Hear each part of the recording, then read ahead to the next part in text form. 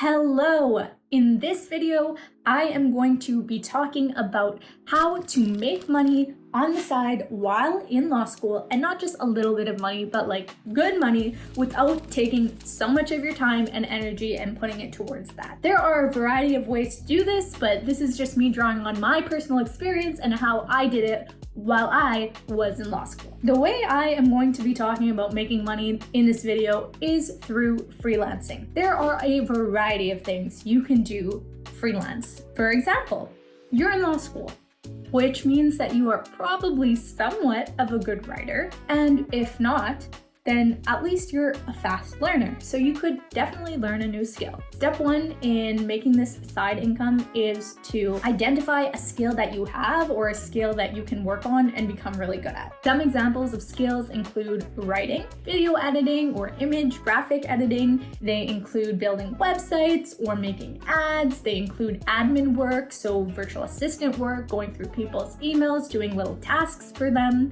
They include doing social media. You do not need to be a social media expert who's educated with experience. You just need to be someone who knows how to work Instagram, for example, or even something like tutoring. If you have knowledge, which you have particular knowledge since you're in law school on the LSAT, let's say, you could tutor people who are going to take the LSAT. So these are all examples of skills. So step one, identify the skill that you have or you want to work on. Step two is to identify a niche. So you need to identify what demographic of people you want to work with. Let's say you decided, hey, I'm good at writing, I'm good at creative writing, so I'm going to start writing blogs, I'm going to become a blog writer.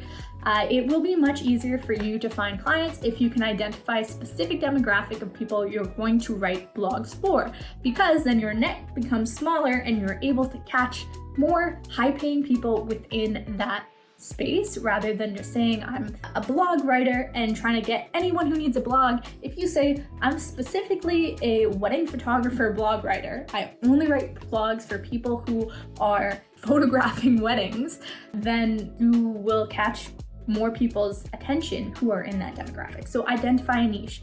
The way you're going to identify a niche is kind of a little bit complex. I'm not going to say it's too complex, but if you want a more in-detail understanding of how to identify the ideal niche for you, I talk a lot about it in my online course, which is only $10 right now. So the link is linked down below in the description if you want to get that. But for now, all you need to know is that to identify a niche, you need to look at your past experience. What industries have you had experience in? What industries do you enjoy? And what industries are actually making money right now? So for example, for what's making money during COVID, during the lockdown situation, the travel industry was not booming, so that wasn't a good time to start freelancing for people within the travel industry. Maybe now it is, because people are traveling more, because there is no restrictions on travel. Look at your past experience, what you enjoy. I will say for anyone watching this video, you are in law school, so you could definitely do like legal writing,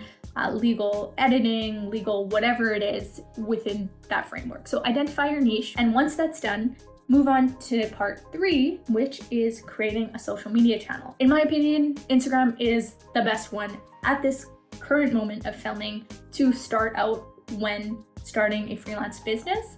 It's a great platform, and once you create a business Instagram, all you need to do is put in your bio the niche that you're working for. So just say something along the lines of, I help wedding photographers get clients through blog writing, for example. If you're having more questions about what your bio should look like, again, I talk about it in my course, but you could also check out my Instagram account, which is also linked down below, and see my bio and see the kind of things that I promote in it. And you should do something similar to that. Next thing you need to do is post your first 6 to 9 Instagram posts on your business account.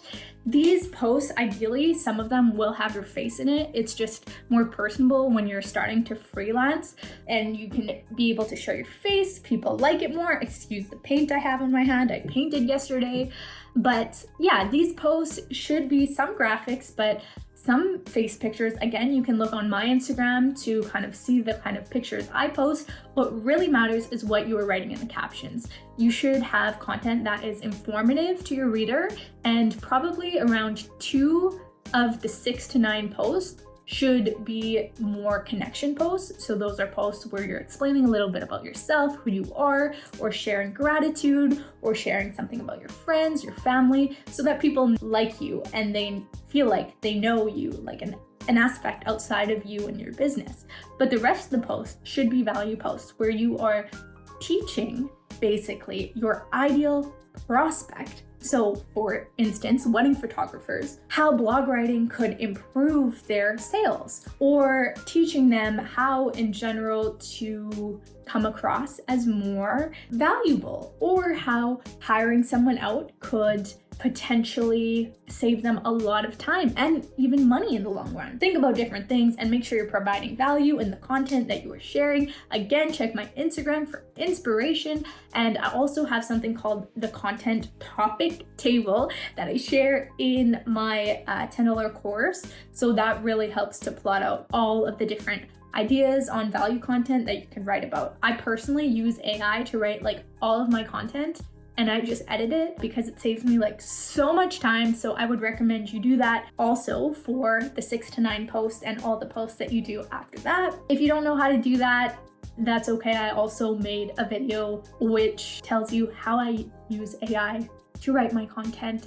I will link it here as well. After you have your first 6 to 9 posts, I want you to go out and follow all of your friends and family on this new account just to get that follower count up and get a little activity going. Next step is to follow people on Instagram in your niche and engage with them. When I say engage with them, I mean like their photos, like respond to their stories and say, oh, that's super cool, that's interesting, whatever is relevant at the time. Comment on their photos, things like that, just to grow your audience a bit. While you're doing that, it's really important to be consistently posting. It's not about the frequency of posting when you're first starting out. Of course, it'd be great if you could post a post every day or multiple posts every day. You're gonna get seen faster and you are gonna grow faster. But consistency is really the key when starting out. If you cannot uphold the standard of making a high quality Instagram post on a daily basis, it is better for you to post 2 to 3 times a week instead and never fall out of that routine. So make sure you're consistent with what you're posting and you're continuing to give value, and once in a while sprinkling in a little gratitude connection post in there. And also make sure to use optimized, hashtag optimized, meaning they are very specifically targeted to your ideal client. Next step is to start reaching out to people within your ideal niche on Instagram through direct messages.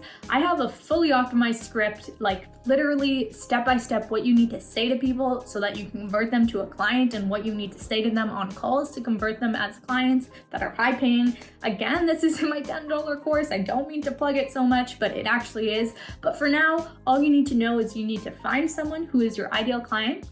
You need to message them an initial message that's a compliment, that's introducing yourself.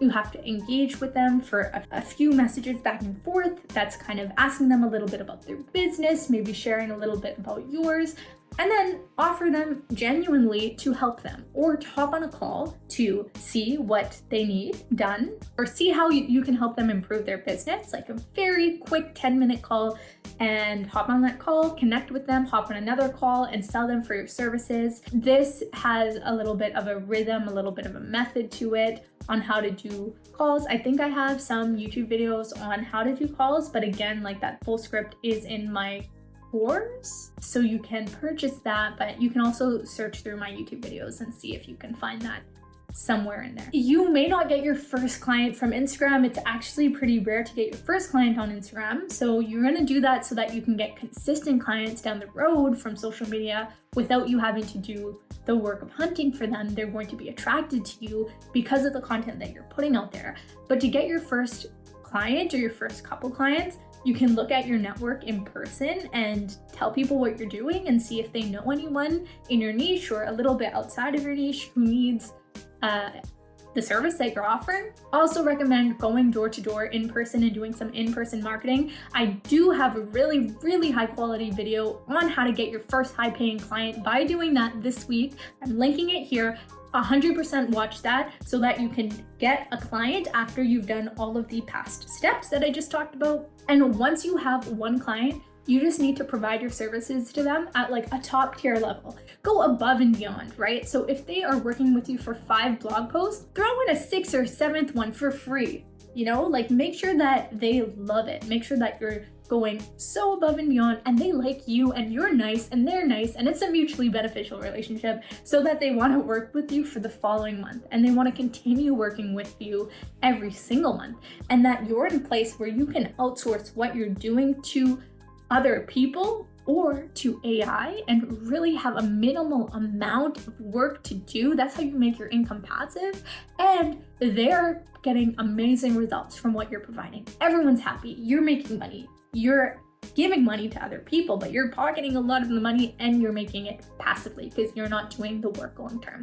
And then because your work is so great quality and you're providing them amazing results and everyone's happy, they are going to refer you out to other people when you ask. They're going to refer you out to their friends and their family. They will have no problem doing this. And this is how your business grows. Just overall, you know, this whole system that I'm talking about is a great way to make money. It's a great way to make passive income, but it's also a great skill. It's great experience. It's amazing to talk about on your resume. And if your end goal is something in the legal field or to work at a law firm, you know, it's great to talk about something like this in an interview. Most of the times when people are interviewing you for law firms, they are more interested in what you do outside of law school. They want to know what your hobbies are. Who are you? What's your personality like? What are you going to be like in the office dynamic? They can see your capabilities through your grades, through other things like that. But really what this is going to do is give you something to talk about, something that you're passionate about, something that is so cool because you created it